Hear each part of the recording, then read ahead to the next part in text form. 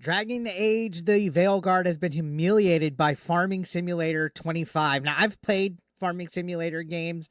They're not my cup of tea. They have their fan base, but imagine being BioWare, EA and BioWare, making a big, huge fantasy game like Dragon Age of Veilguard and having it completely flop. I know that there's alleged insider information that it sold 1 million copies, but guess what? That's still not going to cut the mustard with the profits.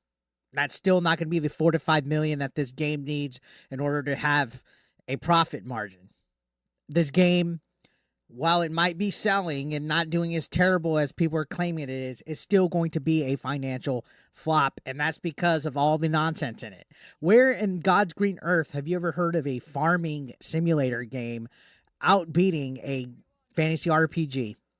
Anyways, this says it's gotten humiliated by Giant Software Farming Simulator 25. It had a peak player count of 126,761 on the day of release, dwarfing the all-time peak of Veilguard's 89,418. That's right. They still have not gotten past that 89,000 mark. So even if they sold 1 million units, I don't think that's including the refunds, which were allegedly over 30,000 of them.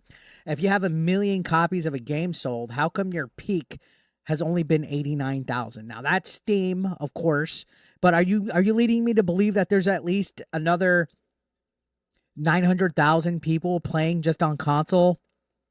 No, we're not getting out of here. We're not buying into that crap. This game is a financial flop. It has to sell 4 to 5 million in order to make its profit back, and that's not happening. So look at this. Giant Software released Farming Simulator on Steam on November 12th for $49.99, just $10 less than Dragon Age. On its first day release, the game hit an all-time peak concurrent player count of 126,761. As of writing, there's only 72,891 players playing this game. That's still just a little under 10,000 of Dragon Age's all-time peak. A game that probably took much more money, took a near decade of development, a game that's supposed to fucking sell millions and millions of copies, but instead it's floundering because people don't want to buy into this woke nonsense of misgendering punishment cutscenes where you have to take a barf and do push-ups and you have to be lectured. It's nonsense. In fact, I put on Twitter earlier today, I don't recall people saying much about the game beyond its creative character and the top surgery stuff and the barf scene and people saying that the game allegedly hates people that are white openly. So this is fucking pathetic for Farming Simulator 25 to be outdoing Dragon Age this bad. Now it says in comparison, Dragon Age Veilguard hit an all-time peak concurrent player count of just 89,418 on its first Sunday. That's almost 30% less than Farming Simulator 25's current all-time peak. Furthermore, Veilguard's opening day only peaked at 70,414. That's right, there are more people playing Farming Simulator 25 right now than the peak for Dragon Age on its release date of October 31st. Bad. And then again, allegedly, a lot of people played less than 2 hours of the game so that they could refund it on the digital storefront. A lot of people evidently aren't going back to continue playing this game. There's been people allegedly saying that they're bored of the game, the writing's bad. And again, the only thing that's ever sticked out is all the bad stuff. Like, I've never seen somebody praising this beyond the obvious Shield critic reviews where they're rating it like 9 out of 10. And even then, today, PC Gamer and IGN backtracked on their reviews where they tried to praise it and say that it was so great, and now they're saying it doesn't carry on the legacy of the game and that it's a conflict of its former self and all this stuff. Anyways, going on, it says, on top of Veilguard being humiliated by Farming Simulator 25, a new rumor claims that the game has finally crossed over 1 million units sold. It was previously rumored that the game had only sold about 500,000 units. YouTuber Endymion shared, in total, what I'm told is that Veilguard may have sold overall, so far anyway, in the 500,000 range, which may sound good to some, but this is completely abysmal for a game of this level. So this was seemingly affirmed by a second insider who informed Smash JT the numbers shared were accurate. So this is I guess a recent video where Smash also said his insider basically confirmed the information. saying that the numbers released are accurate and they're pathetically low for a very big, mass-produced, highly touted, praised to be great classic adventure that people would love for the ages have turned into what this stuff always does. Woke slop that people sniffed out immediately. And then later in the video, he said the game had sold fewer than Star Wars Outlaws, which reports indicate only 500,000 copies have sold so far. And after hearing that news from Endymion, they couldn't help but reach out to a source at BioWare to find out if it was true. And according to them, it is confirmed. About 500 units have sold. Now, there's a recent update from Smash who's saying they've just been informed by their source at BioWare that they've updated over the weekend.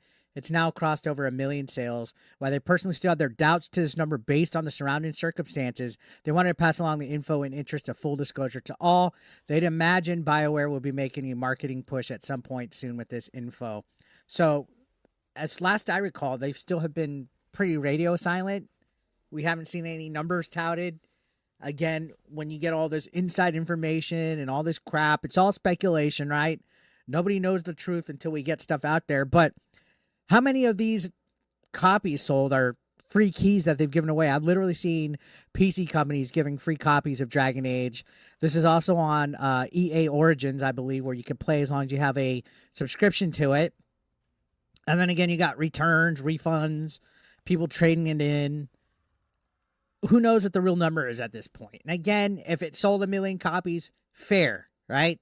If the user scores boost up and they're good, fair. But that doesn't mean that it invalidates anything that people have opinion-wise of this. That's where these people that want to stick it to chuds like Jason Schreier come into play. They think that, oh, it sold this, it has to be successful. No, okay, great. But that doesn't invalidate somebody's opinion just because they don't have legacy media or media access or any of this fucking crap. All right? People have the right to their opinion. I trust user scores more than woke IGN saying this is a 9 out of 10. Now, continuing on, it says, despite allegedly surpassing 1 million units sold, the game still likely needs to sell millions of more units in order to break even, given it was in development for 10 years and went through multiple iterations before becoming the Veilguard.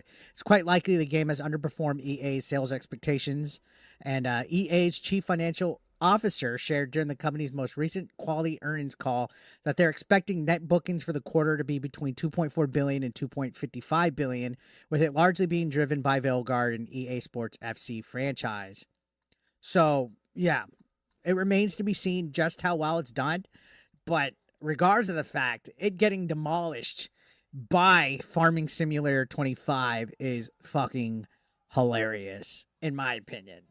Like, how much of a failure of a game do you have to be? How many more times do we have to see stuff like woke ideologies being injected and fail and crash and burn for this modern audience that doesn't come out to support? How many times do we have to see this? It's getting better and better each time, in my opinion. So let me know your thoughts in the comment section down below, guys. I'd love to hear what you guys have to say. Subscribe if you're brand new. And, of course, as always, I will see you on the next video. Thank you so much for watching. Take care.